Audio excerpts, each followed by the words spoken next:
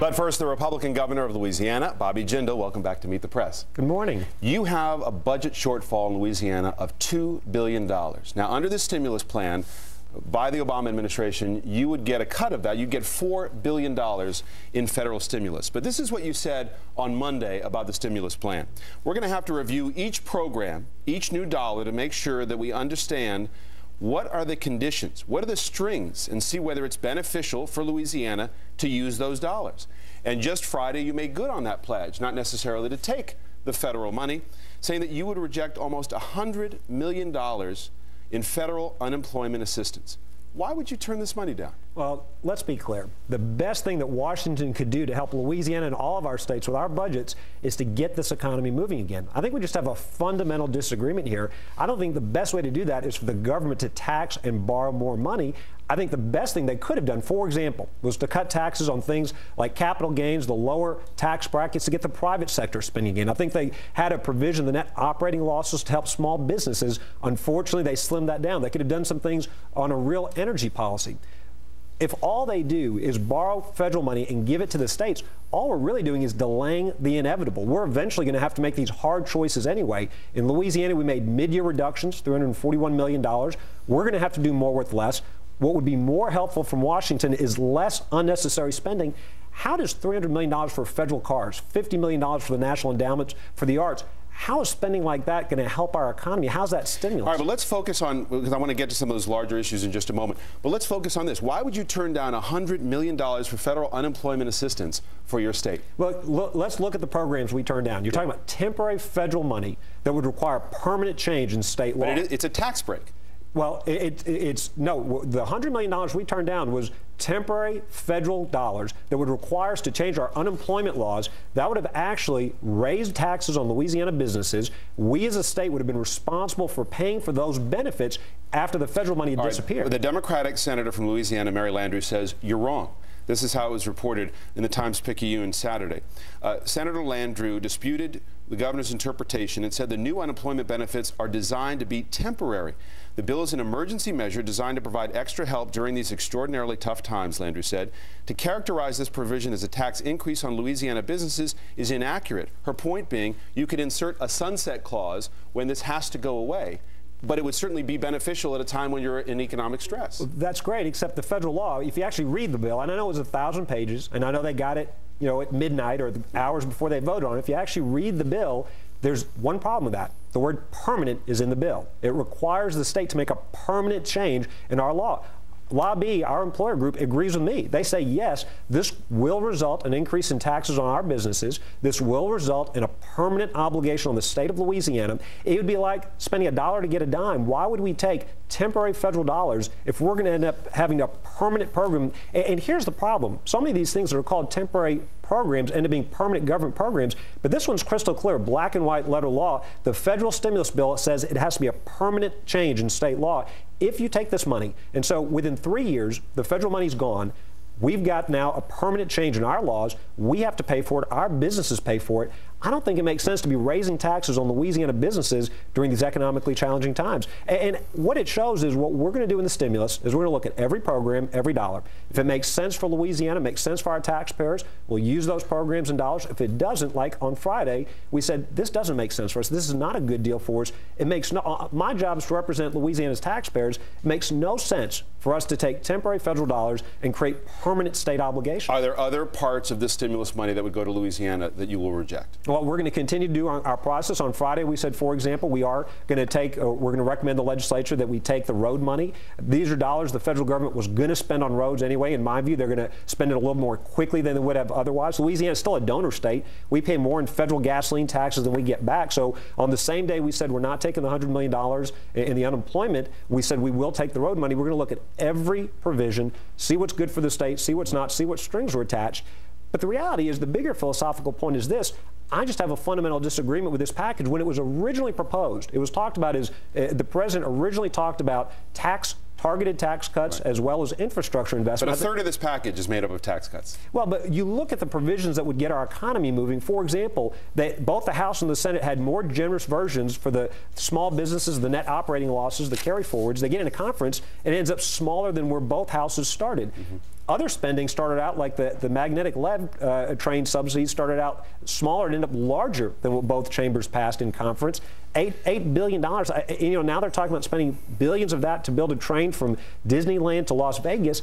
There was so much wasteful spending here. I think the president had a chance. If he had worked with Republicans, instead of allowing Speaker Pelosi to write this bill, if he had worked with Republicans to say, let's really invest in infrastructure, let's do targeted temporary spending, let's do some tax cuts, let's get the economy moving, I don't think we're going to solve our economic challenges through government spending. Democrats would argue with regard to a call for greater tax cuts that over the course of the Bush presidency, you only had 3 million new jobs through aggressive tax cutting, that the change in median income did not appreciably go up at all. And yet there is this emphasis on tax cuts as the best way to cure what ails the economy. Well, I think there's just I think this shows the fundamental disagreement. Is that wrong? Are those facts wrong? Well, a couple of things about those facts. You look in our country's history, when President Kennedy, when President Reagan, and yes, when President Bush cut taxes, you know what? They created jobs for our country. It caused some of the best economic times and prosperity for our country. But I think it goes to the fundamental difference about our approaches to this stimulus bill. On one hand, you have this idea that the way we're going to solve this, and you heard even the president say that government may be, at one point, I'll paraphrase, may be the only entity that can help us solve this. You've got another view that says, this spending is temporary. It's creating debt my children, my grandchildren are going to have to pay. What I think is the only way we grow this economy is to get the private sector hiring again, expanding, creating jobs. It's the only way you're going to solve the foreclosure crisis. The only way you're going to have the credit freeze resolved is by the private sector expanding. All right, but wait a minute. Let me just stop you on that point, Governor, because this is a really important point. All right, but one last point. We can't print enough money to move this economy again. Let's be clear. This isn't free money. Just because they spent nearly $1 trillion, that's debt. But you would concede that most economists are worried about deflation right now, not inflation. Sure, but if you look at CBO, even the Congressional Budget Office, even the Congressional's own budget office said that this stimulus will actually has the potential to reducing GDP. But let me ask you this as a philosophical point. We are in the midst of an unprecedented global process of deleveraging, which means people are not spending money. They are paying down debt. They are saving money. Businesses are not expanding. They are contracting.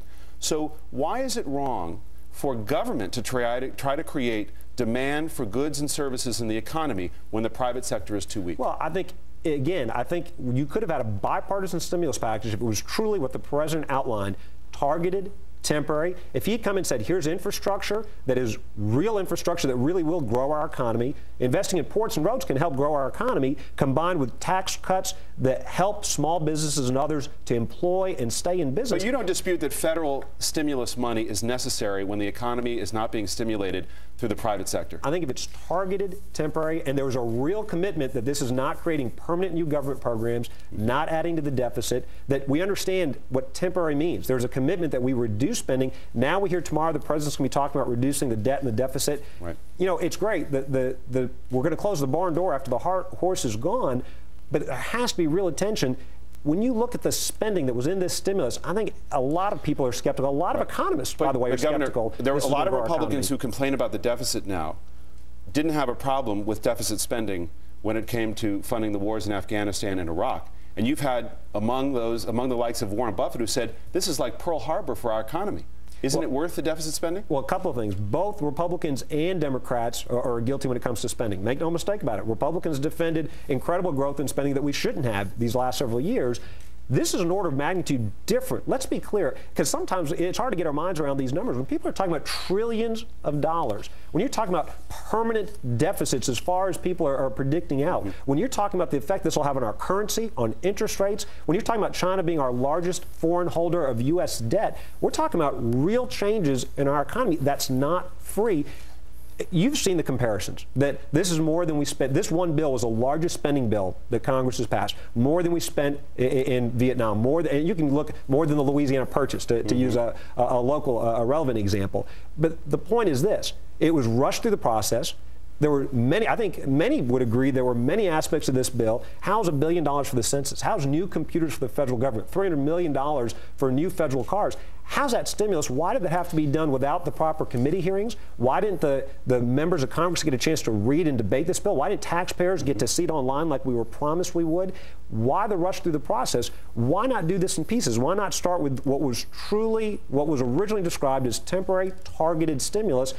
And again, it comes down to, we believe, put people to work, let small businesses hire. I want to have you react to a couple of reactions this week to your position on the stimulus. The first one was an accusation by a top Democrat in the House of hypocrisy, Jim Clyburn. This is how the statement he made on Friday. House Majority Whip Representative James Clyburn argued that many of the federal funds are specifically targeted towards low-income minority communities. He also accused GOP governors who have resisted the stimulus of hypocrisy. Quoting him, let's take, for instance, Louisiana Governor Jindal has been in my office a number of times asking for billions of dollars in assistance to stand communities back up as a result of Hurricane Katrina and Rita. Yet he says there is something wrong with this money for the stimulus that comes from the same pot, that he sees nothing wrong when he's trying to stand back up after Katrina. And this was New Orleans Mayor Ray Nagin, who was at the White House on Friday meeting with the mayors, who suggested that your position on the stimulus and this federal money is political posturing. Listen to him. I think the governor of the state of Louisiana is a Republican. I think he's been tapped as the up-and-coming Republican to potentially run for president the next time it goes around. So he has a certain vernacular and a certain way he needs to talk right now. And I told the governor personally, any dollars he does not want, we will take them gladly. Reaction to both those statements? Well, it's not the first time I've disagreed with the good mayor of New Orleans, but going back to Representative Clyburn's comments, a couple of things. Let's be clear. Everybody knows the federal levies that were designed and built by the Corps didn't do what they were supposed to do in 2005. We absolutely have worked with Representative Clyburn and other members of the Congress in both this administration and the previous administration. And as governor of Louisiana, I will continue to work to make sure that the federal government repairs and builds the levees the way they should have been built in the first place, repairs our coast to prevent against future storms, and also, by the way, helps to repair some of the damage that was caused by the breaking of those federal levees. That's important for Louisiana. It's important for our country. Our state, by the way, $9 to $10 billion comes off of our coast in terms of federal oil and gas royalties. If that was federal lands within our state, we get 50%. We get virtually none of that. You look at 30% of the nation's oil and gas in some form comes off of our coast. It's important for the country that America rebuilds those levees, that America helps those communities get back on their feet. Absolutely, as the governor of Louisiana, I'm going to say, because the federally built and designed levees didn't do what they were supposed to, absolutely, I'm going to advocate they be rebuilt properly. Absolutely, I'm going to be willing to put up my own share, and absolutely, I'm going to push the federal government to cut through the red tape. In this stimulus bill, for example, there wasn't new money for Katrina. There wasn't new money for Rita. There was no money targeted after the storms. One provision we did ask for, and I want to thank Senator Landrieu, actually got this provision in. We said there are 4,000 projects, $1.4 billion already funded, already approved, that had been caught in red tape in the federal government. We said, just give us an adjudication process. Tell us yes or no. So absolutely, as the governor of Louisiana, it's my job to represent the taxpayers of our state. Federal levies didn't do what they were supposed to. Yeah, we want them built properly. Let me spend our last couple of minutes talking about politics. What is the state of the Republican Party? Look, our Republican Party got fired with cause these last two election cycles. We became a party that defended spending, corruption that we never should have tolerated, and we stopped offering relevant solutions to the problems that Americans care about. I think now's the time, and it's a great opportunity for Republican governors and other leaders to offer conservative-based solutions to the problems. For example, whether it's the mortgage crisis, how we can help people keep their homes, whether it's the banking crisis. We won't have time to talk about, mark to market and some of the other reforms that could be done, whether it's the stimulus package. The Republican Party has got to offer conservative, alternative solutions. I think our obligation is to work with the president every chance we can, to be bipartisan. We've done that in Louisiana. We've cut taxes 6 times, reformed ethics. We need to work with the president every chance we can, but on principle, when we disagree with him, we should be unafraid to stand up on principle and to point out our alternative solutions. Will that be your message Tuesday night in response to President Obama? That'll be a part of it. We can't just be the party of no. We have to offer real solutions.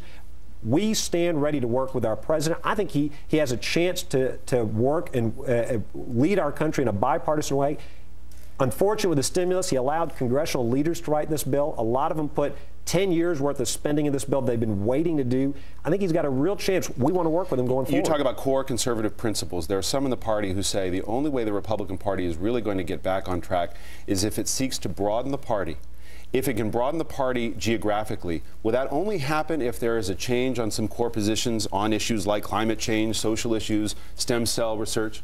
I think on each of the issues that Americans care about, if we'll offer relevant solutions, if we're authentic and honest with the people, and I think governors have an opportunity to demonstrate proven track records. We have to balance our budgets and build roads and schools and other things and grow our economies. I think if we can offer authentic, honest solutions, we will build a large coalition. There'll be people that don't agree with us on everything. Ronald Reagan did it, and to his credit, President Obama did. But the party has to expand. You believe that, if it's going to be successful? Absolutely. Look, we lost both elections because we got less than 51% of the votes. Obviously, we've got to expand, but I don't think we expand by becoming an imitation of the other party. I think we expand by standing on principle for what we believe in. I think that attracts voters. I think that attracts supporters. They may not agree with us on everything, but they'll respect our honesty. Most importantly, they'll respect the results. Before you go, your political future is something that's been speculated about. Here you were in November in Iowa, traveling there to raise some money all the way from Louisiana. And this is how The Economist reported some of your recent activities. Mr. Jindal's recent fundraising forays to other states, including Iowa, which every 4 years holds the crucial first presidential caucus, have raised some eyebrows at home. His ambition is well known, and most people think he is laying the groundwork for a run at the presidency in 2012. Do you want to be president? I want to run for re-election to be governor of Louisiana in 2011. I've told the people of our state we have a once-in-a-lifetime chance to change our state. We just finished the longest presidential election in America's history. I don't think our country needs another election. I think we need this president to be successful. We need to work with him. We need to, when we disagree with him, stand on principle. So if you're reelected in 2011, will you serve out your term as governor in Louisiana? It's my intent. If the people of Louisiana will have me, I absolutely want to be governor for the next 7 years. Now, that's up to the voters of Louisiana. We've got a lot of work to do at home. We've cut taxes. We've grown the economy. We've reformed ethics laws. We still have a lot of work to do. So if you win, you will serve out your term? I want the people, yeah, it's my intent to run for re-election. If they elect me to serve as governor, I will. But you're not ruling out a run for the presidency? What I'm saying is I'm running for re-election. I have no plans beyond that. So your position essentially is that you're focused on doing the job that the people of Louisiana have sent you there to do? Absolutely. All right, so just to show you, we save our tapes around here. There was another prominent politician who had something similar to say when he was on the program back in 2006. Watch this. I'm not focused on running for higher office. I'm focused on doing the job that the people of Illinois just sent me to do. So you will not run for president or vice president in 2008? I will not. We'll be checking this tape closely. Keep it in your archives. Governor Jindal, thank you very much. Thank you, and happy Mardi Gras. Thank you. Coming next, the other side of this.